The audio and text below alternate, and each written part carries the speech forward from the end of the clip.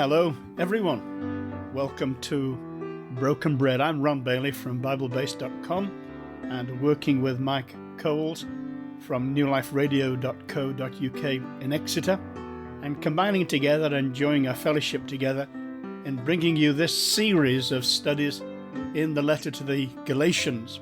I won't go through the letter to the Galatians, introducing it again. If you haven't heard the other aspects of this is number 11 we're doing today. If you haven't heard the others, you can get them on podcast from Bible-Based Podcast. You can get them on Mike's radio program. You can get them on BibleBased.com. So they're all over the place. You can't escape them. And we do hope that you'll be blessed by these and benefited by them. So we're looking at the letter to the Galatians, and we've been trying to take a sort of a style that is reminiscent for me anyway of a time when I used to gather with half a dozen or 10 people around a table. Most of them were from other countries, and we would go through things something like the letter to the Galatians and other things in something that we call the Church Life School in Reading in the UK. And they were times of very great blessing, and I enjoyed them very much. And I want to go at that sort of a level. And I want to do something particular that you may not be expecting, but I'm going to try and stick with everything I want to say. I'm going to try and stick as much as I can to the letter to the Galatians, because I want us to try and understand this letter in the context of the people to whom it was written.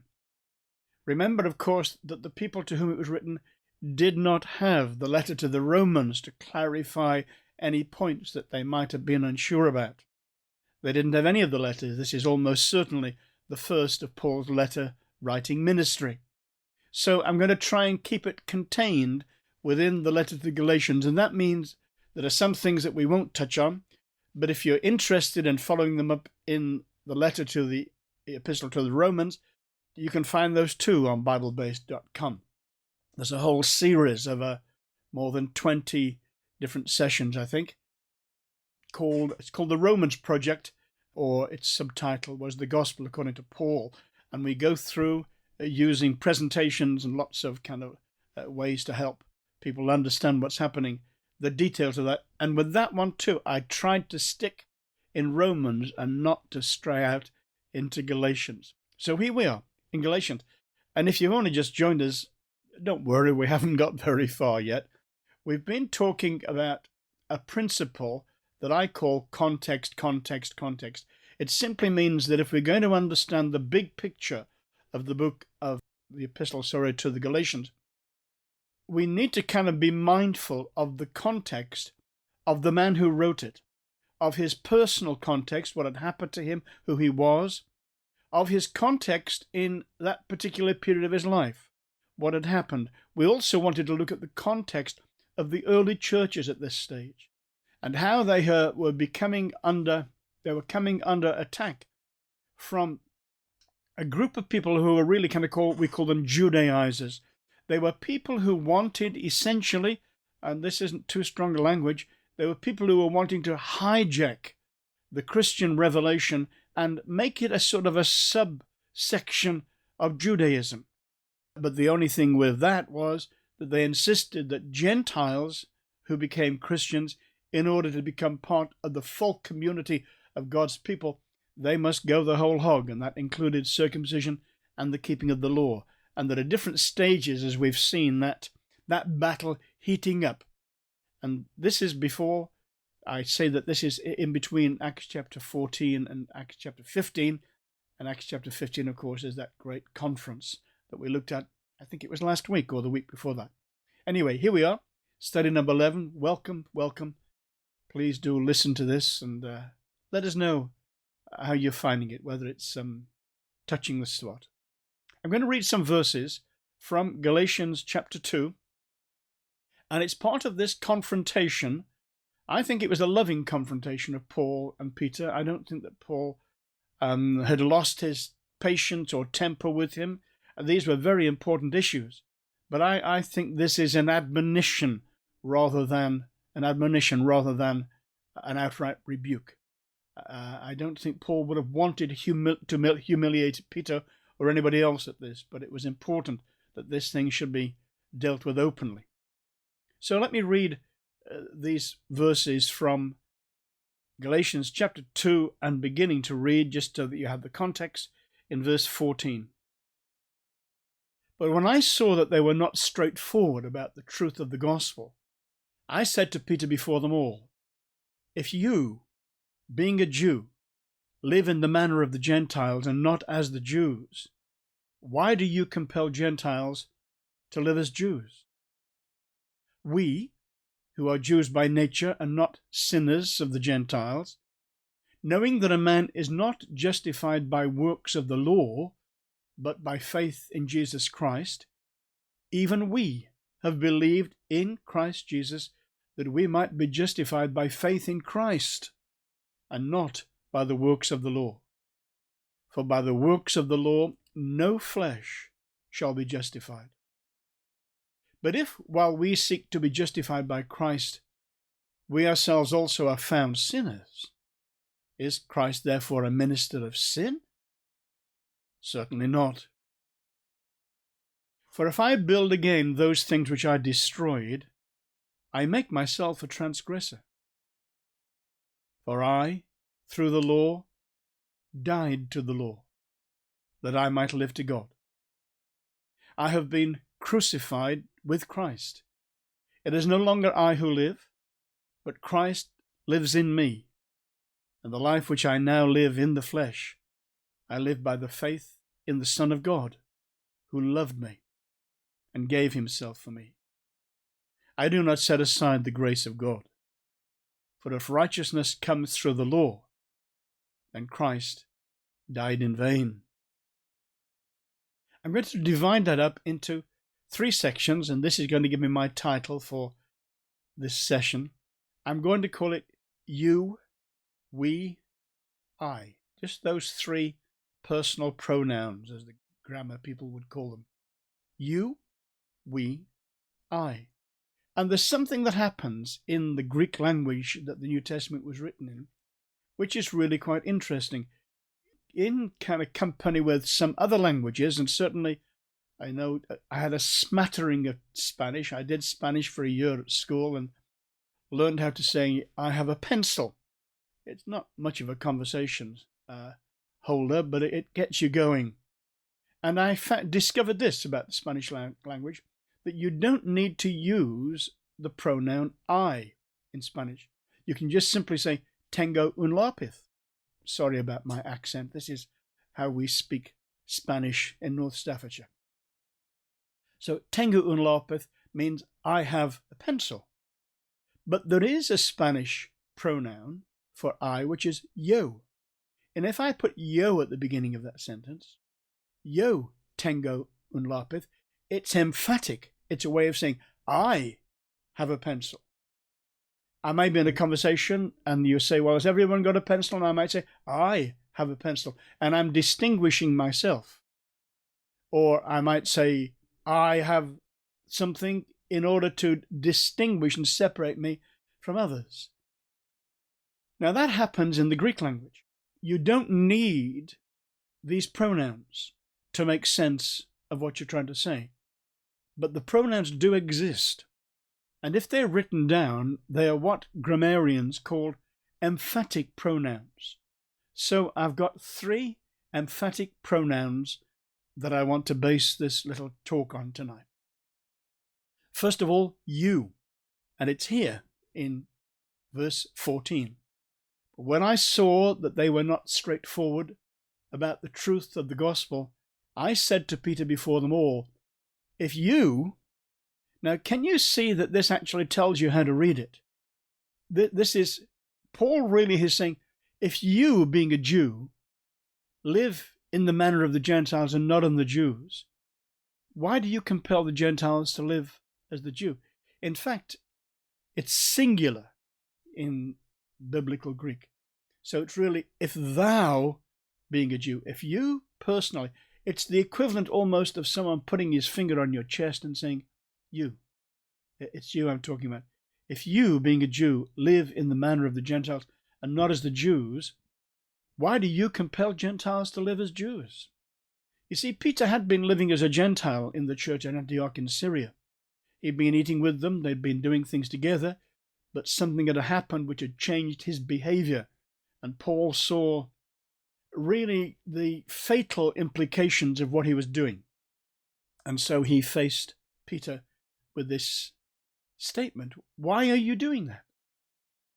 Now, the second one of these emphatic pronouns begins in verse 15. And this is the word we. So he moves from thou, something that he's addressing personally to Peter, and then he moves on to the we. And this is why I think some people aren't quite sure how long this conversation went on for, whether it was just actually verse 14, or whether it was verse 14 down to verse 18, or whether it was verse 14 right to the end of the chapter. My feeling is that it probably goes down to the end of verse 18. But we'll take this next little section. I'm going to call this the sort of the we section. Actually, it's verse 15 down to verse 17. He says this: we. Now he's going to emphasize something here. We. Who is we? Well, we who are Jews by nature. He's going to talk about the law, and he's going to talk about the effect that the law had upon the people of the law. You probably know that even in modern times, when a young man reaches a certain time in a Jewish family, he has what's known as a bar mitzvah. He becomes a son of the law. He takes upon himself the burden, the yoke, that's the word they use. He takes upon him the yoke of the law. He becomes personally responsible. Up until that time, his behavior has been the responsibility ultimately of his father. But from the moment he takes on the yoke himself, then he becomes personally accountable. That's the way that they understand things at this time. So the Jews, and it's referred to in the scriptures as a yoke too, the Jews had been given this amazing privilege of God. Amongst all the other blessings of God, the greatest thing was that God had entrusted to them his oracles, his speaking, so that they knew the mind of God. They knew it in a way that the Gentiles didn't know it. The Gentiles knew basic aspects of the law as it was in their hearts, but they didn't know the specific items of the law in the way that God gave them to the Jewish people. And we shall come on a little bit later in the next chapter to ask the question, if the law didn't fulfill any purpose in making people righteous, in that case, what was the purpose of it? And we'll answer that question, but not tonight. Paul here says we who are Jews by nature, and not sinners of the Gentiles. He's making the distinction because Gentiles, the simplest definition of Gentiles is that he is someone outside the Mosaic covenant, someone outside the Sinai covenant. When God brought the people, the families of Israel, to Sinai, he entered into a covenant with them, and you became mine, he said to them later on, speaking through Ezekiel. And they became his in a unique sense. And that was a solemn legal obligation that God and the people entered in through the mediation, through the channel of a mediator whose name was Moses. And Moses was the mediator of the Old Covenant, or of the Sinai Covenant. And those who accepted and gave themselves wholeheartedly to that covenant were accepted as God's people. Actually, not only the bloodline of Abraham, but others too responded. People like Caleb, who wasn't actually from the bloodline of Israel. So Paul is making a distinction here. And the Jews referred to themselves as those who had the revelation, those who had the truth, Jews to whom had been entrusted the law. They referred to the rest, the people who were not part of that covenant, the Gentiles, as sinners. They were outside the law. They were outlaws in the sense that if you drew a circle around a company of people who were going to become God's people because they'd entered into a covenant with him, then the Gentiles weren't in that circle. So they were on the outside. So they were not keepers of the law, but they were sinners because they had no law in that sense. They were outside Israel's law. And then Paul explains it like this, and he says, this is what we know. We know that a man is not justified by the works of the law. Now, this is a strong statement. This word justify is going to become a key word here in this passage of Galatians that we're looking at tonight. So we'll give it a very simple definition. I heard this many, many years ago of a group of people who were working, translating the Bible into one of the mother tongues of the natives, the indigenous peoples of Papua New Guinea.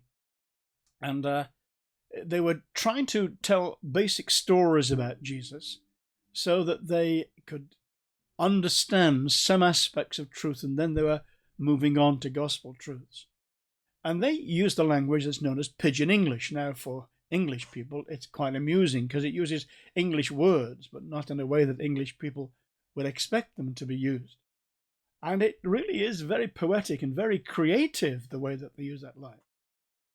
And the translators were trying to find some expression which would explain what the implication to this phrase justified, or this word justified, means. And I think it was inspirational because they came up with this little phrase, God, him say, me okay. I'm not being patronizing when I do that. That's Pidgin English. God, him say, me okay. And it is almost perfect theologically. Because justification is the act of God. What we're doing here is we're dipping into what's sometimes known as the forensic background. That means from the law court.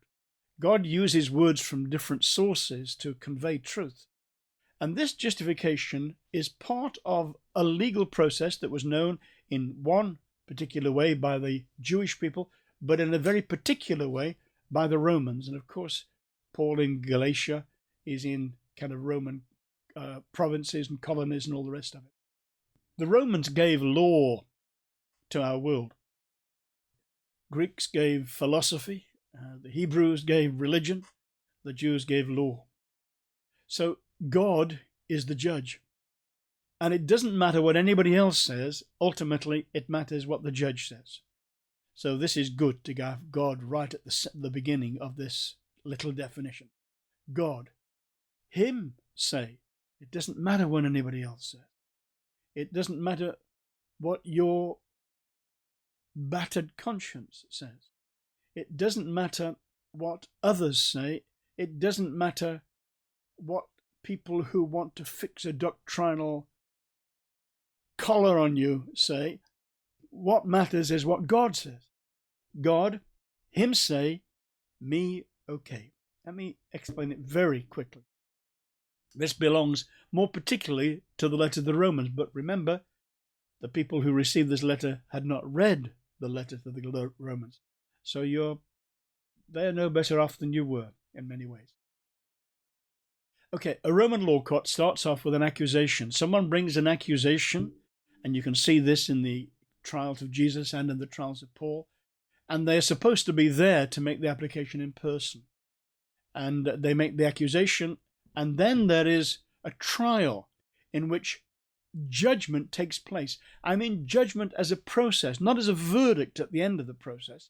I mean the process of judging, assessing the evidence, listening to the witnesses, making their mind up. This was a single judge, more like an English magistrate. That was sort of the pattern of it. They didn't have juries in the way that we did. So they bring the accusation, the judge listens to it, and then he makes his decision. And if his decision is that the person is guilty, then there are some other steps to the process. If he is found guilty of the charge that's been brought against him, then the next stage is that he will pronounce him guilty. First of all, he judges him guilty, then he pronounces him guilty, and then he gives the sentence, and then there is the carrying out of the sentence.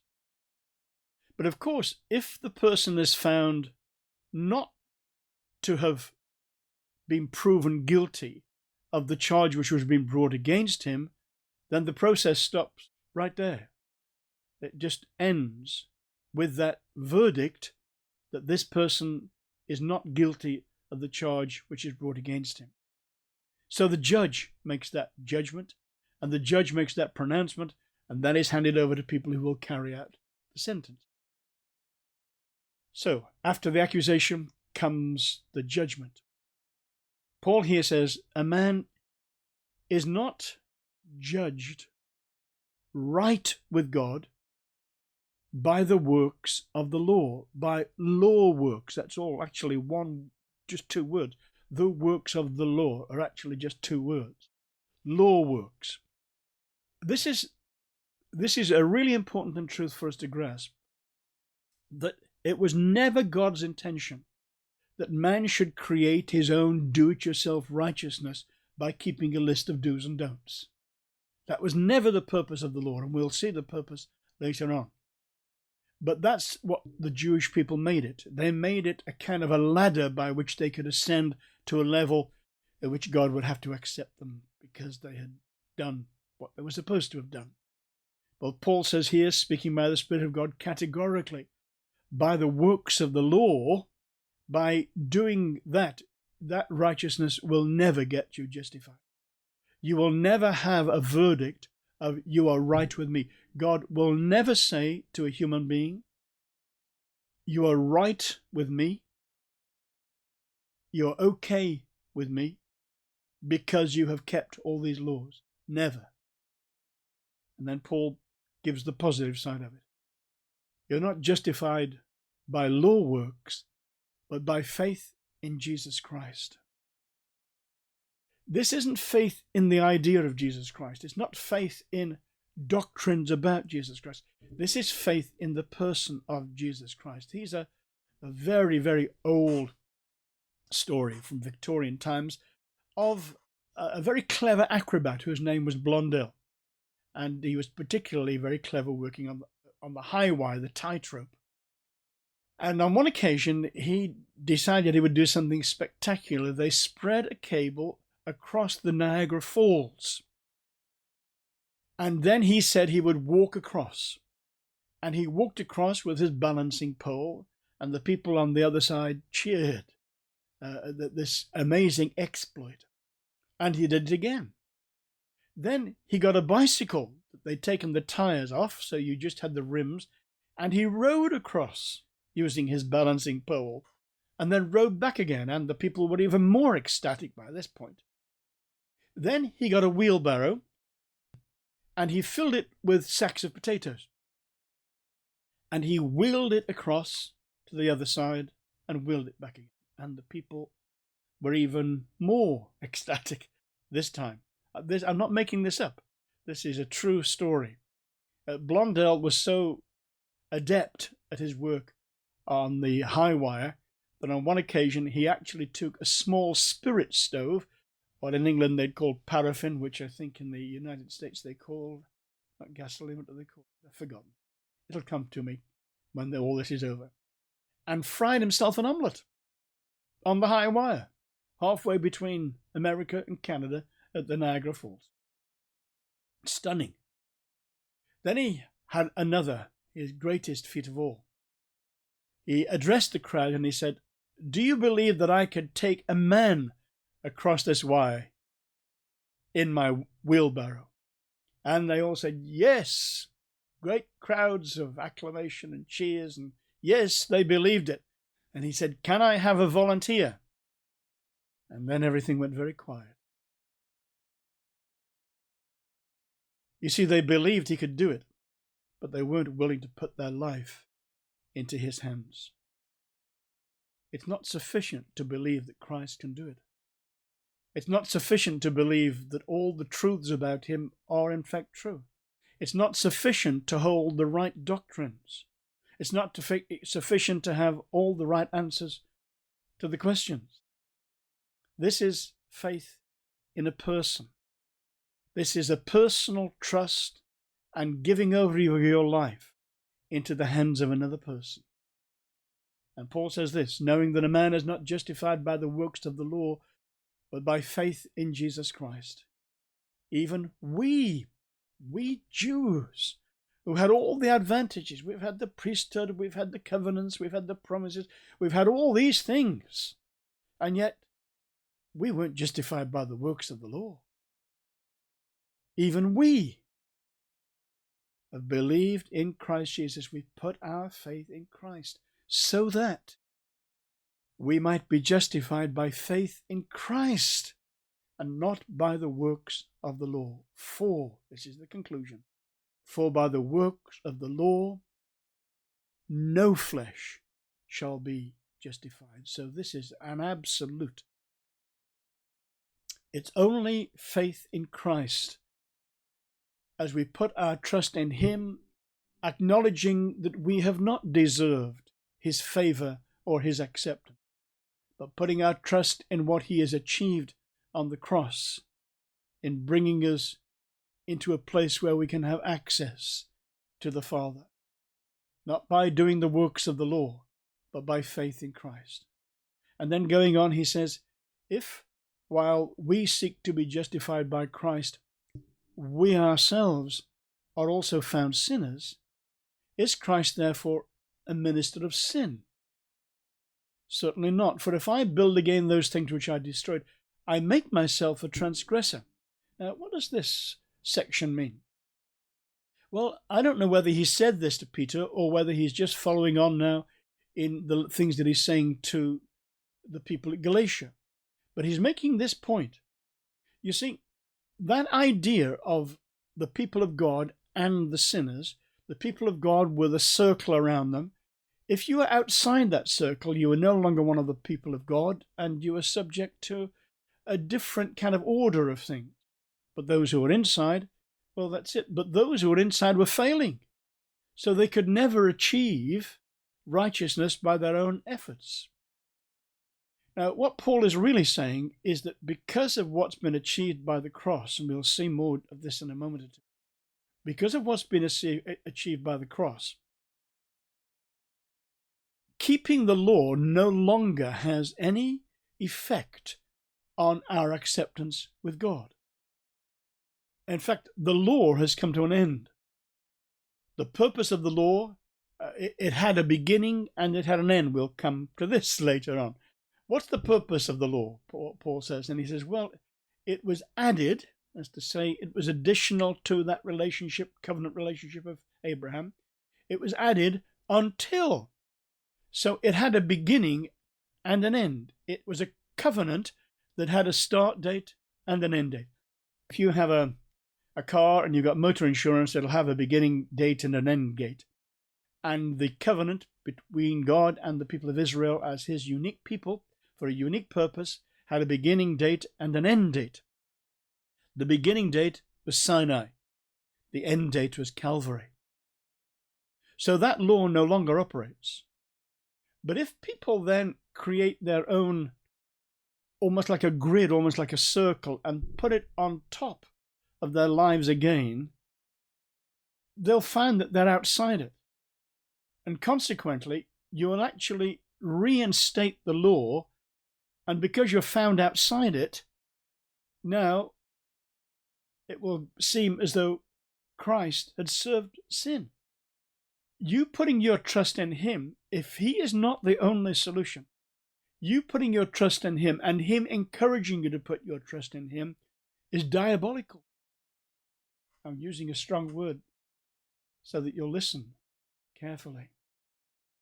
If he caused us, if he encouraged us to put our trust in him, and if Paul is right in saying it's not by law keeping, then this is diabolical if it's not true, because it means that people are going to keep on sinning because sin is the transgression of the law. But where there is no law, there is no transgression. That's the way it is. You cannot transgress a law that is no longer operable. When our laws of lockdown have ended, We shall do all kinds of things. We'll stand closer to people. We may kind of put our arm around someone's shoulder or something like that we haven't seen for a long time, and we won't be breaking any laws because the laws will have come to their end. But if in your own mind you reinstate the laws, you make yourself a sinner. You judge yourself as someone who has broken the law, even though the law is no longer operable. And then Paul says this, for I, this is where we come into the singular now. This is an emphatic I. For I, through the law, died to the law, that I might live to God. And then he says this, I have been crucified with Christ. It is no longer I who live. Now, please follow my pattern here. Don't go to Romans for the interpretation of these verses. Not yet. The people who received it first didn't have the letter to the Romans. What's Paul been talking about? He's talking about the law. And what he's really saying is, I am no longer answerable to the law because I'm dead. You know, the law has no power over a dead man. As soon as you're dead, that's it. It's the end of it. Technically, in England at one time, as soon as a man was sentenced to death after a proper court case, he was regarded as dead, but kind of walking. He couldn't make any decisions concerning his estate or his will or any of those things. He had no power. That's the pattern of it. Once you're dead, the law no longer has any hold on you. So Paul says the law has no hold on me. And you say, why? And he says, because I've been crucified with Christ. You say, how did this happen? And well, it happened because he was united with Christ by faith and by the gift of the Spirit. I have been crucified with Christ. It is no longer I, there's that emphatic I again. It is no longer I that live. So the Lord's not interested in me because I'm dead. But Christ lives in me. And the life which I now live in the flesh, I live by the faith of the Son of God, who loved me and gave himself for me. He began Galatians by saying that he gave himself for us to rescue us from this present evil age. Here Paul personally, on the I level, says, the Son of God loved me and gave himself for me. This isn't the death of the old man. This is a different tense of the Greek language. In Romans chapter 6 and verse 6, it uses an aorist tense, which is, when it's used in the past tense, it has a focus on an act in the past which has been completed. This one here is the perfect tense. It's something which happened in the past, but the effects of it continue into the future. He is co-crucified with Christ. And consequently, it's no longer him who lives, but Christ lives in me. And the life which I now live in the flesh, I live by the faith in the Son of God who loved me and gave himself for me. And then he says this, I do not set aside the grace of God. For if righteousness comes through the law, then Christ died in vain. If it's possible for us to acquire our own righteousness, then Christ threw his life away for nothing. It's of no value. It's pointless. Faith in Christ plus 0 is the way to salvation. If you put anything else into that equation,